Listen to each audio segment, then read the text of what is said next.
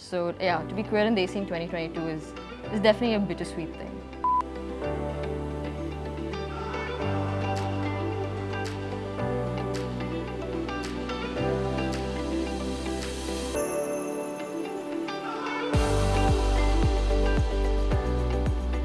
Most of the time when I enter a room, there isn't really anyone else that looks like me, and I've gotten so used to it because it's been that way since I was a child. I walked into my first grade classroom, no one else that looked like me.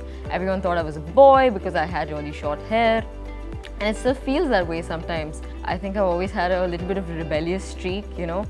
When I was 3 years old, I went up to my mom, I'm like, I want a haircut, and she's like, what? And I'm like, I want to look like my brother, I want a haircut. And she's like, okay, we can do that. And you know, what ended up being like something like a childish request turned out to be something that I really wanted inherently, you know.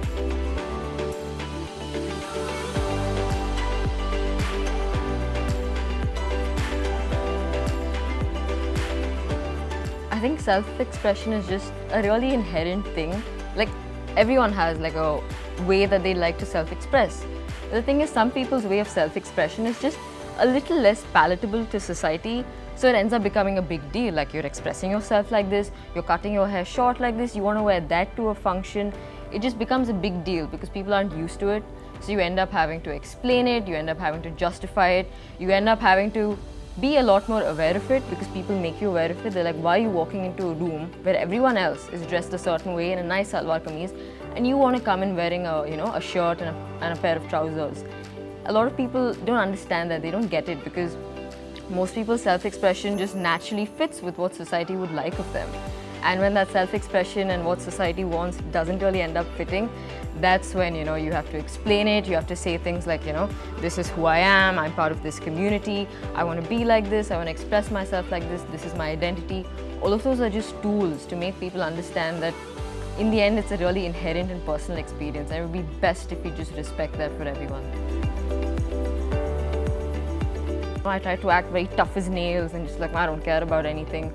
And you know, I prided all of these masculine traits because I was trying to, you know, fit into what I thought masculinity should be.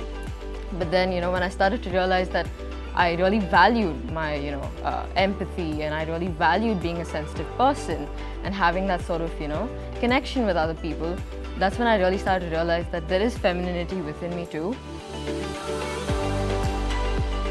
They have. A lot of people have come up to me and asked for help. So here's a fun fact. Apparently most of the people that follow me are younger than me. And I thought I was really young myself. And then there's this, you know, 17-year-old person who's messaging me saying, oh my God, Didi, I can't believe it. It's so nice to talk to someone who's older. I'm like, I'm older? Oh, okay. So other than that part, you know, it's been really wonderful that I get to, like, you know, talk about this and share these kinds of experiences with other people. There's obviously, you know, a lot of difficulties the community faces, and usually it's about coming out to your parents. It's about being in a situation where perhaps you need to get married, but you're a queer person, you don't want to get married, but you need to come out to your parents and tell them that, and, you know, avoid that marriage. And those are all some extremely difficult situations to be in. So what I've realized from talking to so many people, listening to their stories, I think usually like the number one thing that people need help with is, you know, just finding that acceptance within their own families and definitely within their friend circles. But that family part is especially difficult because it has such an impact on your life.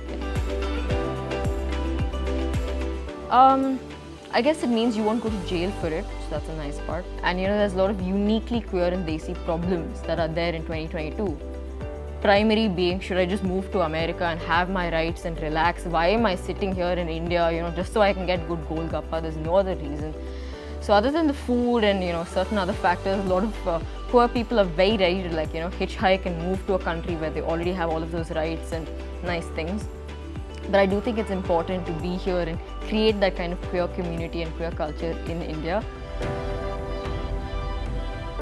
I think like a completely blatantly homophobic reaction would actually work better than saying something like it's a phase, because you end up creating so much doubt. And you know, when it's coming from someone who cares about you, like your parents or your family or your siblings, you end up kind of believing them, like, okay, maybe it could be a phase, you know. So I really hate it when people say that, you know, being gay is like not part of Indian culture, it's like some Western thinking, it's against our sanskar. None of it is true. So my main reason for being on the internet is because I'm a gay person. If I was straight, I wouldn't go anywhere near the internet. I just feel like I have a unique story to share, and I feel like I've barely ever seen that story being told. So I feel the need to tell it. And I do think my sexual orientation is a big part of me. Homophobia is actually the cultural import. When the British colonized us, they came in with their homophobia and their Section 377 ruling. I think for me, style is a pretty big medium of self-expression, but it's also a pretty recent phenomenon for me. I think me being well-dressed means me, pressing a nice white shirt, putting it on with a nice pair of slacks and going out. That's what I consider well-dressed. Like, if someone were to put me in a sari, I'd probably need a brain aneurysm because it would be horrible for me. I have a long and interesting relationship with my hair. So it was a gift from my mother, my mom's genes are the reason I have all this hair on my head. And it's always been a big part of my identity because I could never really fit with what society wanted of my hair. So society wanted me to have very long hair and tie it up neatly when I was in school, and to tie it up in a bun whenever I had to play sports or anything like that. And there's been so many instances. So high school was like a really annoying time for me because I had this one teacher who'd always single me out and be like, why aren't you wearing a pin in your hair? Your hair is all over your eyes. And he'd give me suspension for it. He'd send pictures of my hair to the principal saying, my God, look at how shabby she's coming to school. And I didn't know what to do about it because I didn't want to have very long hair. I wanted to have as short hair as I could and still get away with being perceived as a girl. I was getting tired of not looking like everyone else around me. So during my teenage years, I grew my hair out really long. It was down till my chest. But the weird thing about that is even when I had really long hair, like a foot long all the way down to my chest, I would still think I had really short hair. So if my friend had shoulder length hair and I had hair down to my chest, I'd be like, yeah, my hair is shorter than yours. And she'd be like, are you crazy? Your hair is 6 inches longer than mine. So when I finally got this haircut, a short haircut the way I wanted, it was a very big deal for me. I think that was when I truly became more comfortable with my identity.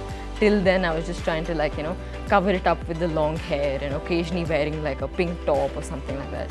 So I really do think this haircut made a big difference for me. Because every time that someone saw me with this new haircut, the first thing they'd say is, it suits you. I was like, I know, it does suit me, right? But for me, it really has been a big part of my coming out journey. I feel like my bravery sort of existed in direct correlation with the length of my hair. So, the shorter my hair was, the higher my bravery was in being a queer person. And the longer my hair was, the more I was trying to hide that queerness about myself. During my college time, I had this vivid fantasy of just dropping out of college and dyeing my hair like a solid purple. And sometimes I still want to do that because I just think it would be so ridiculous. And yeah, I've always dreamt of having purple dyed hair and just walking around and everyone's just like, eh. So yeah, that is definitely one hairstyle that if I possibly go through a very turbulent time in my life and I decide I really need to shake things up, I will be a purple haired brown queer. So fun. I think the best thing that I can share here is a quote that really helped me when I was coming out to people, or when I knew I had to come out and I was really scared about it.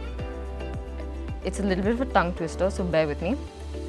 The people who mind don't matter, and the people who matter don't mind. So if there's someone who has a problem with the way you want to be or the way you want to express yourself, you can't fix that problem. It's not on you to fix that problem. It's their ignorance, it's their thought process. And you will find people who accept you for exactly who you are. Even if it means a lonely period in between, it's fine, because you are going to find people who accept you and love you for exactly who you are. So I think that quote really helped me realize that. I was like, no matter what happens, it's not my fault. So it's their fault. And they're missing out on the amazing life I'm going to have. So yeah, I think that quote helps.